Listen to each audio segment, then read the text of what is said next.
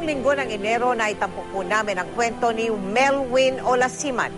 Dahil sa isang tumor, nawala ang paningin at tuluyang nagbago ang buhay ng 19 na taong gulang na binata. Matapos dumaan sa biopsy test at kanyang unang operasyon. Kamustahin natin siya ngayon.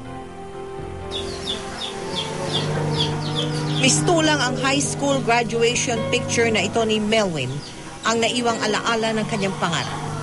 Nakatakda na sana magkolehiyo bilang scholar, pero tuluyang nanghina at nabulag ang binata, dulot ng lumalaking bukol sa kanyang ilong. Matapos ang ilang pagsusuri, isang hindi pangkaraniwang tumor ang nakita sa kanya.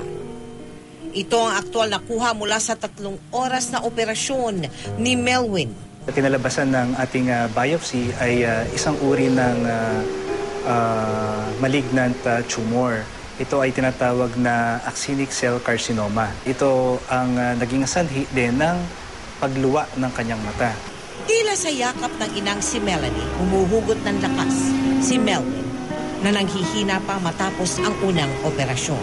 Natutuwa naman po ako kasi may pagbabago na pong naganap doon sa anak ko. Kumiit po yung mata niya, nakakamulat na po siya, nakakapikit na. Sa pagsubok na muling haharapin ng pamilya, panalangin ang kanilang sandigan.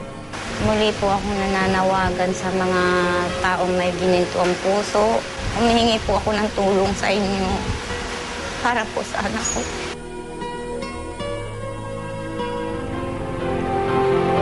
Kasalukuyan pong nagpapalakas si Melwin para paghandaan ang kanyang chemotherapy. Kami po ay nagpapasalamat sa lahat ng mga doktor na sumubaybay sa kanya sa pangunguna ni Dr. Rene Louis Gutierrez. Maraming salamat din po sa lahat na nagpahatid ng tulong para sa kanya at patuloy po rin kami nananawagan para sa pagpapagamot ni Melwin.